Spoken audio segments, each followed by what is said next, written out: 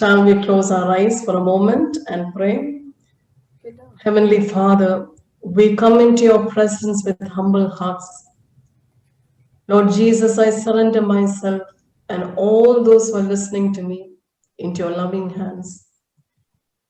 Lord Jesus, by faith, we take your precious blood in our hands and sprinkle it over each and every one of us, on every nook and corner of the place where we are, on the internet connection, on Zoom application, the gadgets that we are using, everything.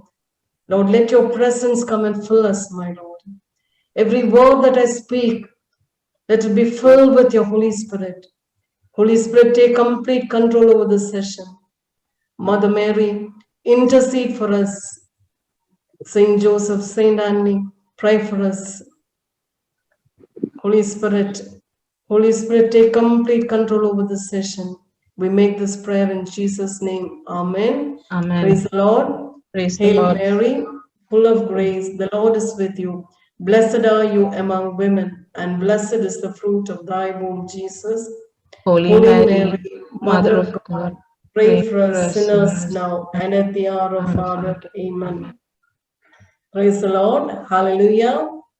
My dear brothers and sisters, today I would like to speak to you on forgiveness is the key to heaven.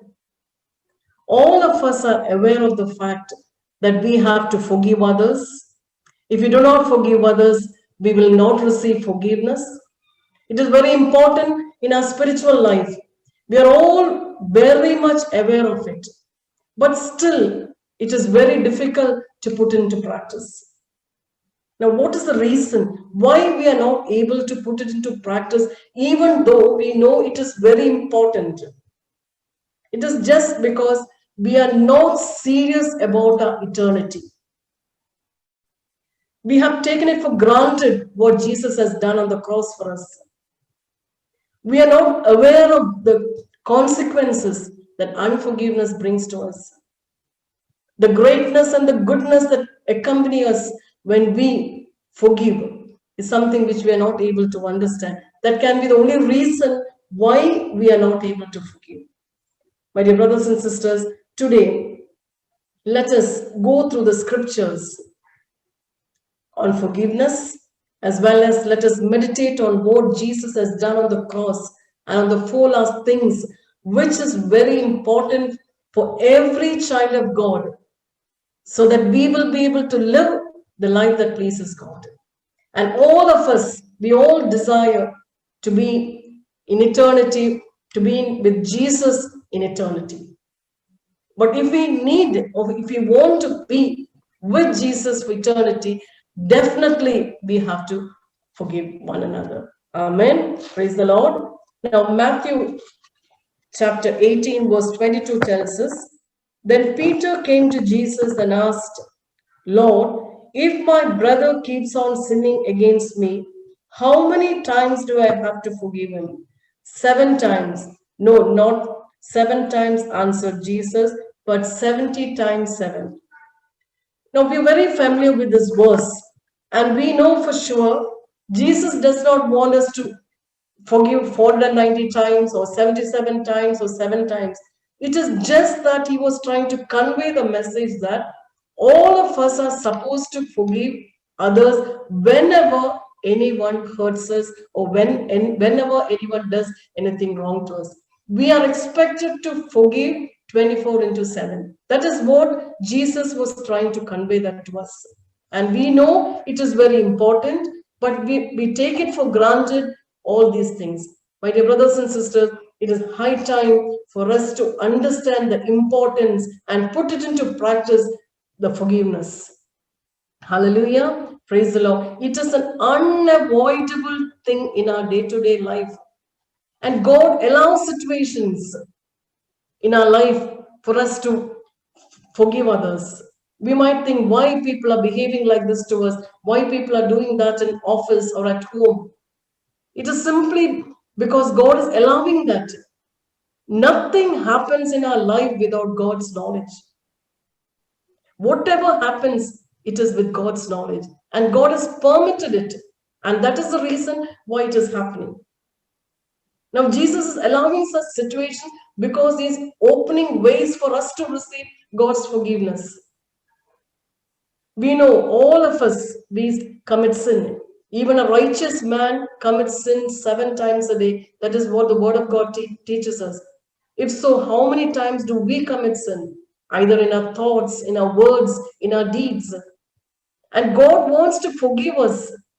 So He allows opportunities for us to forgive others so that we will be able to receive God's forgiveness. Hallelujah. Matthew chapter 5, verse 23 to 24 tells us, if you are offering your gift at the altar, and there remember that your brother has something against you, leave your gift there before the altar and go. First be reconciled to your brother and then come and offer your gift. My dear brothers and sisters, it's a clear-cut message that we have to forgive. Because if we do not forgive, then all the time that we spend in prayers, in joining mass, in offering prayers, doing good deeds, everything becomes meaningless. Forgiveness is an important aspect in our spiritual life. Without that, we cannot enter heaven, because we know gates of heaven will be closed if we do not forgive others. I still remember how a preacher, he was giving his testimony. In his dream, he saw his judgment. Jesus allowed him to see his judgment, the time of his judgment, what happens to his soul. And his destiny was hell. And he was frozen to ice when he seen his destiny was in hell. After the dream, when he came back to his normal sense, when he woke up, the first thing that he did was went straight away to his brother, reconciled with him, and he decided he will never be angry with anyone. My dear brothers and sisters, we don't know when we will leave this world. All of us, now we are seeing what is happening in this world right now.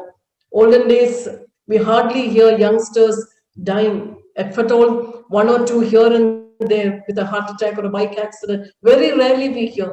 Now every day we hear about such incidents. Whether you're rich or poor, young or old, prayerful or not, anybody can leave this world at any time. My dear brothers and sisters, we have to make sure that we are in a state of grace, that we do not have any anger towards anyone. Because at the moment of death, it is not easy for anyone to forgive or forget the things. So when we are alive and when we are in this world, it is better that we reconcile with one another so that God's blessings will come into our life. It is very important. See, we know none of us are perfect. All of us are imperfections. We are called to bear the imperfections of others. If somebody else can bear our imperfections, why not we bear up other people's imperfections? Jesus, he died on the cross when we were sinners, and still we continue to do all the sin, and still he keeps forgiving and he comes behind us. And we are the children of such a great God. If so, how much more should we do in order to receive God's blessing in our life? Hallelujah. Praise the Lord. Now, when we go through the scriptures, we see so many incidents where God's blessings are overflowing into the lives of people who forgive. Let us look into Genesis chapter 37 from verse 19 onwards. How Jacob's son Joseph, he was betrayed, he was sold to the Egyptians by his own brothers. In spite of all this, he was ready to forgive his brothers, and we know how God raised him. He never kept the grudge within him, the anger within himself. He was ready to forgive, and that is the reason why God has blessed him in abundance. And this is the kind of forgiveness that God expects from each one of us. Now we say we forgive, we are already forgiven others, but are we able to help them out when they are in trouble? Or are we still saying, yes, they deserve that because they did this to me? My dear brothers and sisters, God looks into our hearts. He wants to know He knows what is going through our heart. And nothing can be hidden from Him. We are very much aware of that. In spite of being aware of that, we still keep continuing to do many things within our heart. Hallelujah. Praise the Lord. Now, again, we read in the book of Samuel, to Samuel 9, about David and Mephibosheth. Throughout the book of Samuel, the first book of Samuel, we see how Saul was trying to betray David. What all he tried to do, but see David's mind, what did he do? He had an opportunity to kill him, but still David never did that to Saul. And later on we see after Saul's death, David, when he became the king, he was looking out to see whether there is anyone related to Saul's family so that he could do something good for them. My dear brothers and sisters, what a good heart he has. When we have a good heart, God will definitely bless us, no doubt regarding that. I just like to share a small testimony about my cousin. Almost 51 years she was in Australia. When she was 4 years something, they had been to Australia. She had all the comforts in life. She got married to an Australian and she lived a very good life. Her married life was good. For 18 years, she enjoyed her life. After 18 years, one night, he came and told her, I don't want to live with you. I just want to live with somebody else. She least expected that. She never even had it in her wildest dream because they were living such a happy life. But the problem is when every comfort was there, they forgot God. God was not in the priority list. Of course, they must have prayed and all that, but God was not in their priority list. But she had a good heart. Later, I realized that. And what happened? She decided she's not going for a divorce. That anything happen, if he wants, he can go, but she will not go for a divorce. She decided. And she did not keep in touch with him just because the new person who was living with her did not like her. And what did she do? She was saying, I didn't want to disturb their peace, so she just gave in. Last year in March, she was diagnosed with cancer. And she did not want, and she was in her last stage. Doctor had told her she will not survive more than 6 months. She did not want to inform others because her parents were quite old, in 80s. And then she did not want anyone to be sad. She always, her mentality was everyone must be happy. Even if she had to suffer, she was okay, but she doesn't want others to be sad. So she did not inform anyone about her sickness. She told her doctor not to inform anybody. By August, she got very sick and she was admitted in the hospital. That is the time her parents came to know about it. But still, they never knew the seriousness of the sickness.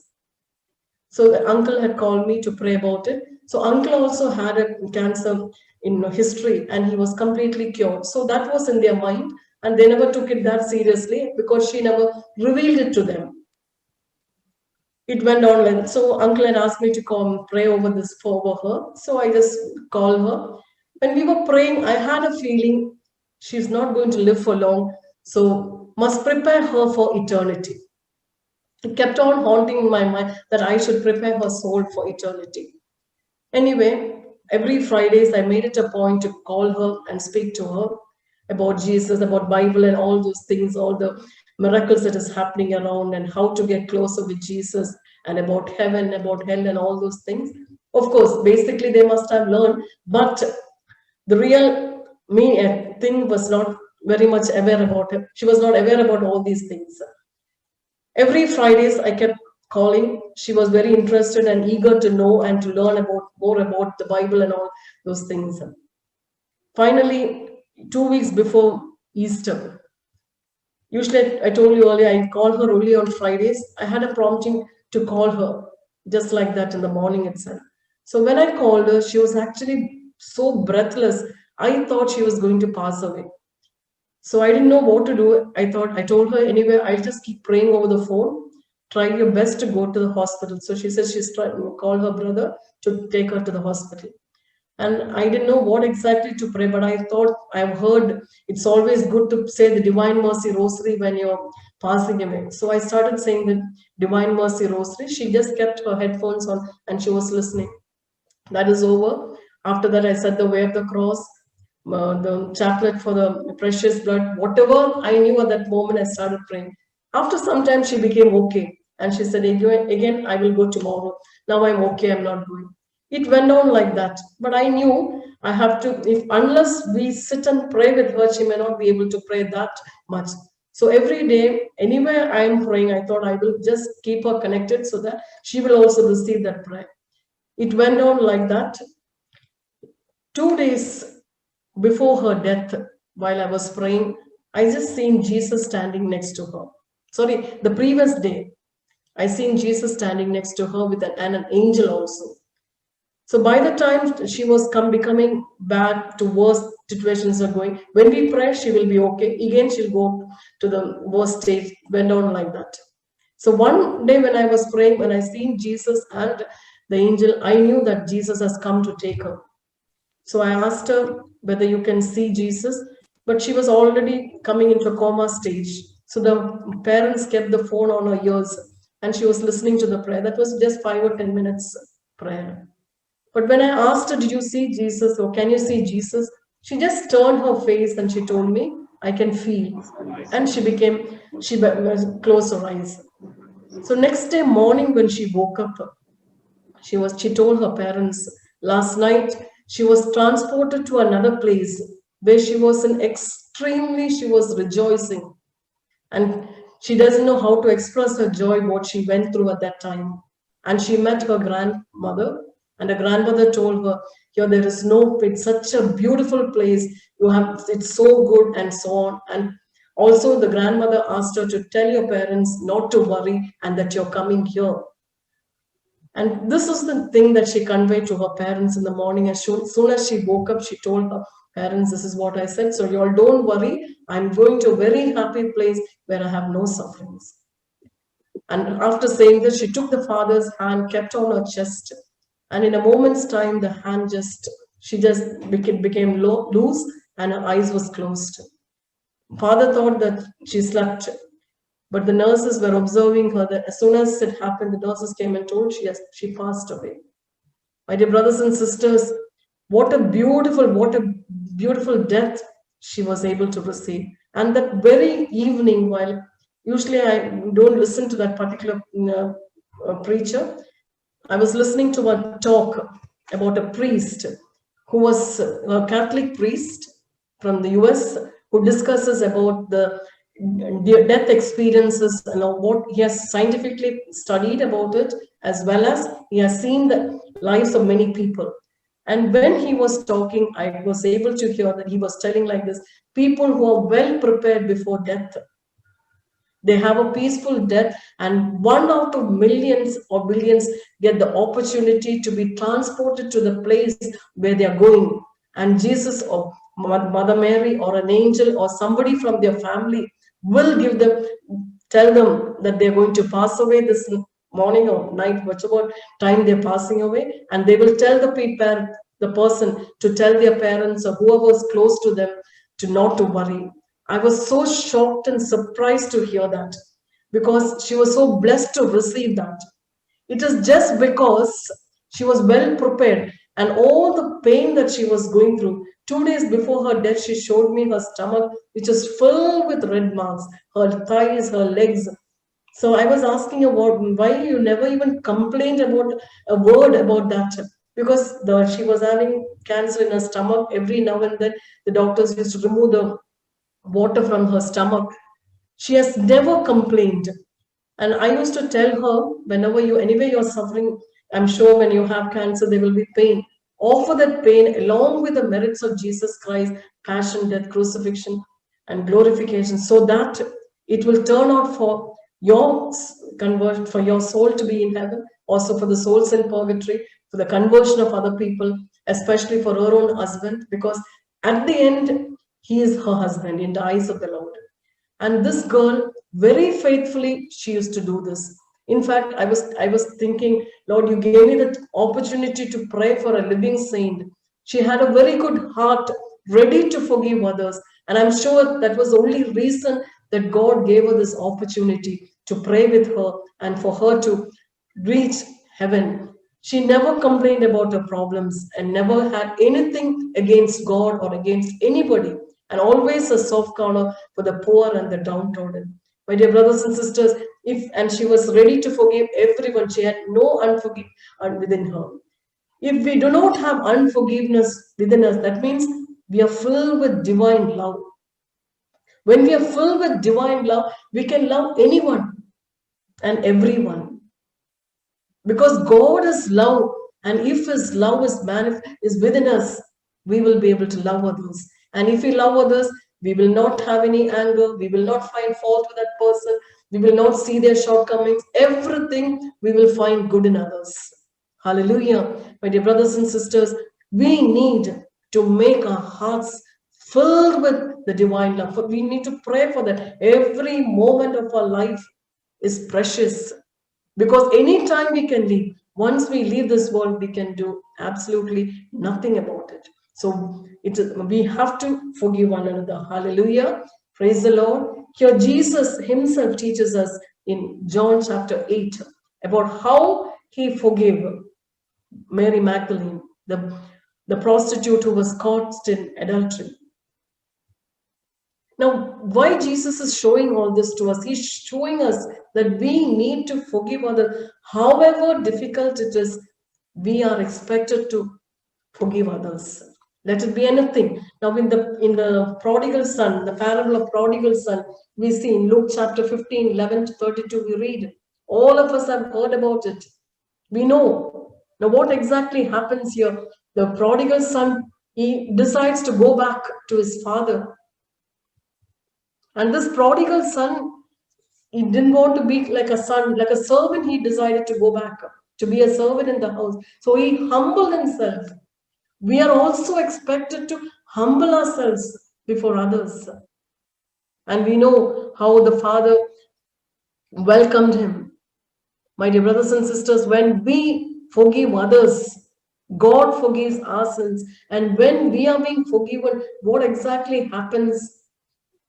Our Heavenly Father, He dresses us with the finest blue robe, the purple robe, the ring, He gives us the ring of love, the sandals of care, and a banquet He prepares for us. This is what happens every moment we forgive others. When we forgive others, our sins are being forgiven. When we are being forgiven, what do we receive? The sandals of the care, the love, the banquet, everything that God wants to bless us, He fills us with that. But many a times we don't receive it because we harbor that hatred and anger within us. Praise the Lord. Hallelujah. Forgiveness is an attribute of God, which is constantly taught in the Bible, and we are expected to forgive one another if we want to have forgiveness in our life. If not, we are the ones who are losing it. Hallelujah. Even if you look into the book of in Jacob, the life of Jacob and Esau, Jacob cheated Esau. He took away his birthright. He took away all the blessings, father's blessings. But finally, what happened? He was ready to go and reconcile. Because in spite of all this, he cheated. See his fate, how much he had to suffer, how much he had to slog in order to receive God's blessings. It was not easy for him. The 20 years that he lived with his father-in-law, he went through so much of suffering. This is what happens when we do something wrong, when we cheat others. We have to pay for it. God's mercy will not overflow into us, but the moment we repent over it, God's mercy and God's grace will flow into our life, and every blessing, everything that God wants to give us, He will give it to us. Hallelujah. Praise the Lord. Now, what did Esau and Jacob do? They never complained, or they never started thinking, oh, you did that, or they never brought anything of the past. They were ready to give up, forget everything, and they lived happily and prosperous. See, the spiritual blessings and world, every blessing will come to us if we are ready to forgive one another. Because, of course, it is difficult. But if we understand what exactly Jesus has done for us, we will never feel like keeping anger within ourselves. Hallelujah. Praise the Lord. Now, we always talk about God's forgiveness. We love to say, oh, God is a merciful God, He's a loving God. But God's mercy and love will flow into our lives only if we are merciful and we are kind to others. We are a channel to receive and to give. If we are just asking God, have mercy on me, and we don't have mercy for others, we will never experience God's mercy in our life. Even in this world, we will not be able to receive God's mercy. Praise the Lord. My dear brothers and sisters, one thing we must remember, we are living in a fallen world. We have a fallen human nature. We are not saints. If we were saints, we would have been in heaven. We are in this world. We all make mistakes. We also hurt others by our talk. We also tell lies. We do many things, but God is forgiving us and He expects us to forgive others. Hallelujah. Praise the Lord. Even a relationship gets spoiled, not because of the sin that they have committed. It is because we are not ready to forgive. If you're ready to forgive, however great sin they have committed, or how much ever they have hurt you, we will be ready, we will be able to forget it if you are having that mind to forgive. My dear brothers and sisters, for that we need to be filled with the divine love. Only if you're filled with divine love, we can forgive one another.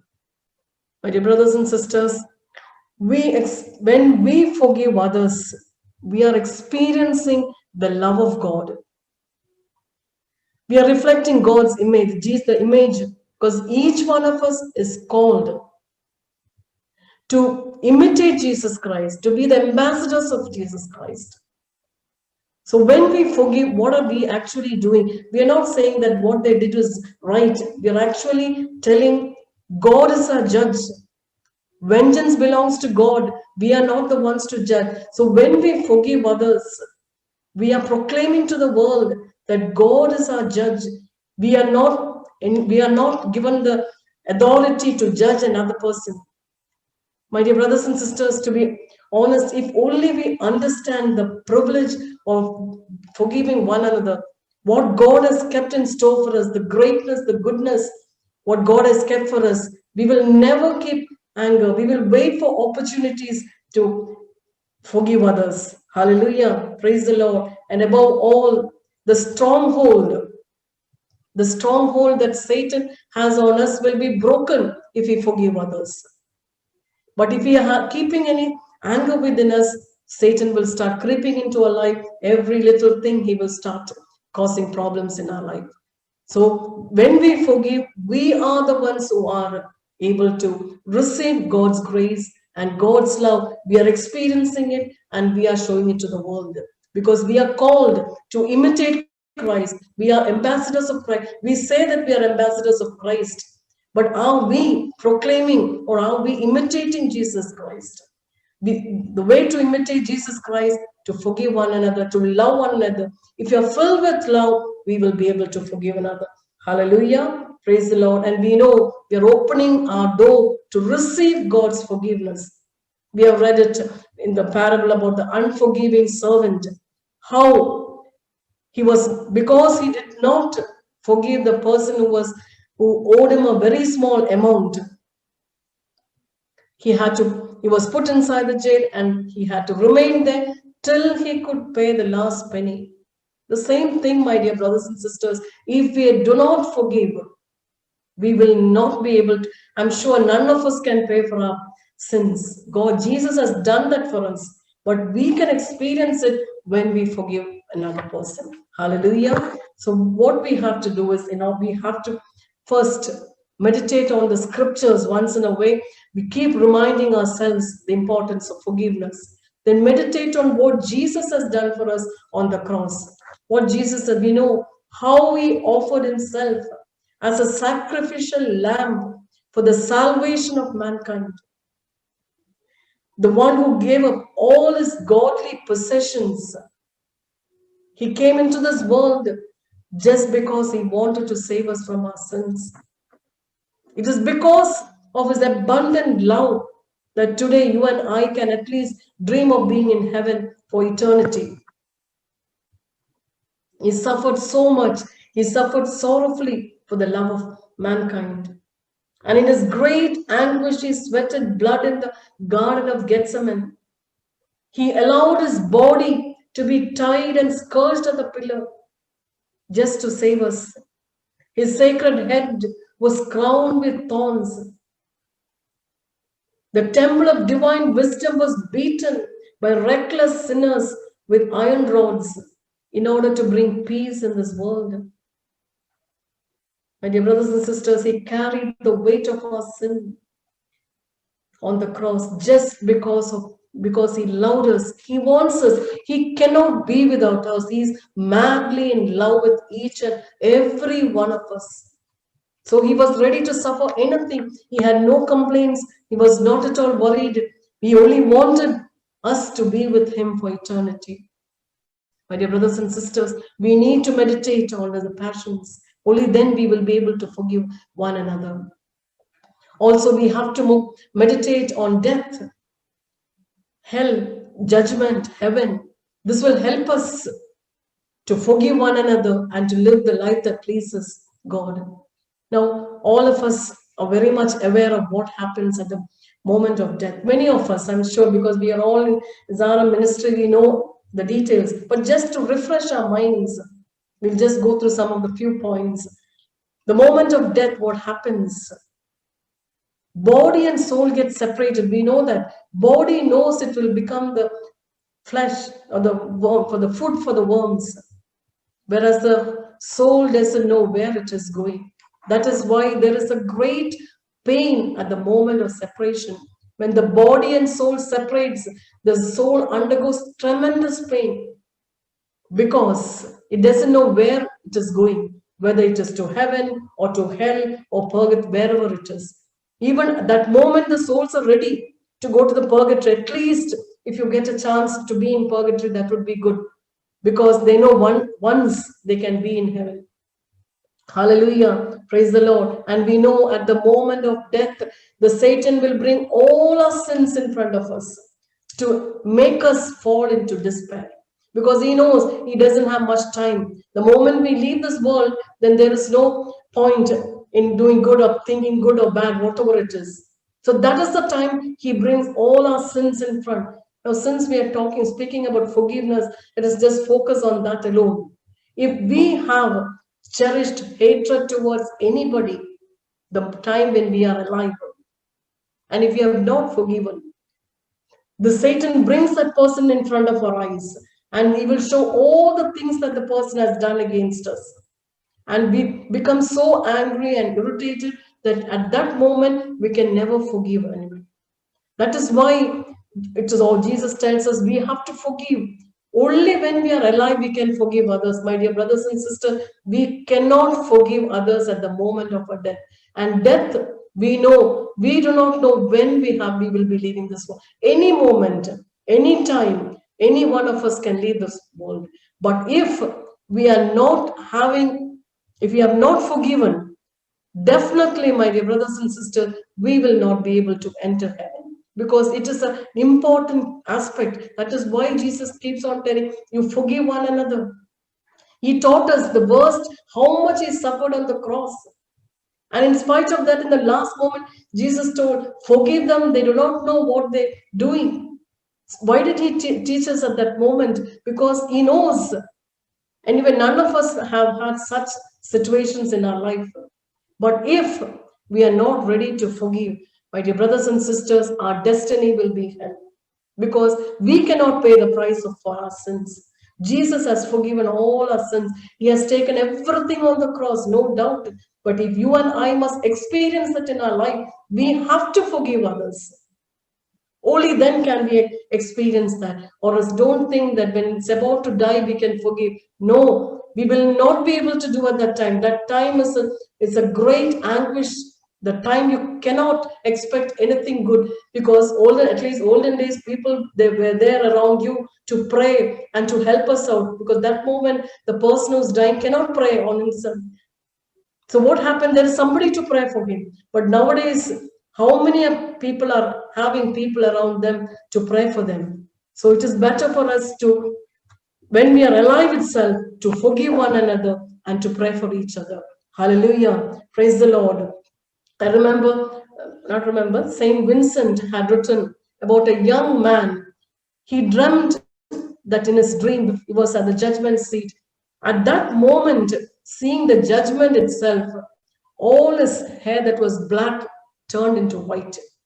Imagine in a dream, if a person's hair, just overnight, a person's hair, black hair, was turned into white, it shows how fearful it is to stand before the Lord. The moment we leave this world, the first thing the church teaches us, the first judgment, standing before Jesus in the judgment, before the judgment seat. Such a holy person, our unholiness before that. But Jesus is ready to forgive us, provided we forgive others. If we have left this world without forgiveness, my dear brothers and sisters, it is not easy for us to enter. We cannot enter into heaven. So we have to pray. That is the reason why Jesus keeps on telling us that we need to forgive others. Now we might think, why is Jesus is a merciful God. Why is he so strict? The theologians, they tell us that every sin is an infinite evil. And every time we sin, just imagine Jesus, the Holy Trinity, Mother Mary, all on one side with all the graces ready to help us not to sin, to take us to heaven. And on the other side, Satan and his army with all the punishments of the hell to commit sin. And we in between. And when we are about to do a sin, if we fall a prey to the sin, what are we actually doing? We are insulting God, telling God, I don't need your grace and mercy. I want to sin. I want to do what the Satan tells. So Satan is laughing at God, and we are being a cause for God to be mocked at. And it's a great hurt for Jesus. His heart breaks at every moment when we sin against him. My dear brothers and sisters, hell is not a joke, and heaven is real. And if we want to be in heaven, we have to forgive one another. It is very important. And this world where we are living, there are so many things which will upset us. But just imagine about hell. We have read about hell in Matthew 25:41. The fire in the hell, you cannot compare it to anything. The saints tell us the whole fire in the world, if it is put together, it is nothing when compared to what is in hell. And not only the fire, the worms. Imagine the worms, the stench, even an evil spirit lick. When deliverance takes place, we have seen how dirty smell comes out. Imagine a place filled with the evil spirits, what a smell it will be, that stench, which we cannot even imagine. And Revelations tells us about the smoke, the poisonous smoke that is in the hell, the darkness. And also the psalmist tells us the enemies of God will suffer hunger and thirst. So being hungry, being thirsty, with the smoke, with all the worms and the fire. When you think about that, you will never feel like committing a sin. You will never feel like keeping unforgiveness in you. Imagine in comparison, you see heaven. What a beautiful place God has prepared for us. Jesus told us, I'm going to prepare a beautiful mansion for. Now, instead of going into that mansion, are we choosing to go into the place where there is filled with worms and threat and all that is not pleasing us? It is up to us. God has placed both in front of us. It is up to us. If we choose to forgive one another, definitely we will receive the place, the mansion that God has prepared for us. If you read Baruch chapter 3, verse 24 and 25, just said about how God is the mansion that is being prepared. And you read Revelations chapter 21. So beautifully, that has been explained about Baruch 3:24 says, O Israel, How great is the house of God? How large is the place of his possession? Revelation 21:11 says, the city of God is shone with the glory of God, and his brilliance was like that of a very precious jewel, like a jasper, clear as crystal. The wall was made of jasper, and the city of pure gold, as pure as glass. The foundation of the city wall was decorated with every kind of precious stones. My dear brothers and sisters, a beautiful place, a mansion God has prepared for each one of us.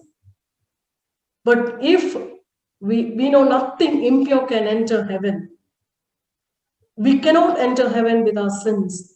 Jesus will forgive our sins, provided we forgive others. So we need to forgive others, and we know the beauty of being with God, which we cannot even imagine. Eyes have not seen, ears have not heard. We cannot comprehend with our mind the beauty, the greatness that God has kept for us in store. My dear brothers and sisters, we need to work on this aspect. It is very important, my dear brothers and sisters, to forgive one another. Without forgiveness, we cannot enter heaven. We have to forgive. And this is the time for us to take a decision, like that preacher. The very moment he woke up from his sleep, straight he went to reconcile with his brother. Because when we do not reconcile, we might think there is time, but time is not in our hands. Which moment we are going to leave this world, only Jesus knows. And Jesus gives us opportunities. You forgive. I'm opening this opportunity for you to forgive so that I can forgive your sins. Jesus wants to forgive our sins. And that is why he is allowing these situations to happen in our lives. My dear brothers and sisters, so whenever we feel reluctant to forgive another person, bring to mind about our eternity. Meditate on the passions of Jesus Christ. Meditate on heaven and hell, on our death, about the last judgment. We are accountable only for our own sins. We are not accountable for anybody else's sin. Each one of us have to give an account of our own sins. So we don't have to put the blame on anybody else. My dear brothers and sisters, this is the time for us to reconcile with anyone, anybody whom we have not reconciled so far. Do not keep anger and grudge. Because if we are keeping anger and grudge, our destiny will be hell. Because Jesus cannot forgive us unless we forgive others. It is an important aspect. That is why forgiveness is the key to heaven. If you forgive, your sins will be forgiven. We are all sinners. None of us are perfect. If we were perfect, we would have been in heaven right now. We are here in this world. We are all sinners. We have our shortcomings. We want others to bear with us. We have to bear with others. Praise the Lord. Hallelujah. My dear brothers and sisters, let us just close our eyes for a moment. Let us ask Jesus. Let us ask Holy Spirit, our Heavenly Father, to be with us, to search our hearts, to tell us, to remind us whether we have any areas to forgive and forget. It's not just by saying I forgive, but it should come from the depth of your heart. And you must be ready to help that person, maybe to help his soul to be in heaven, or any help that you can do within your limits. Let us ask the Lord to bring those persons up in before us and ask Jesus, Jesus, give me the grace to forgive.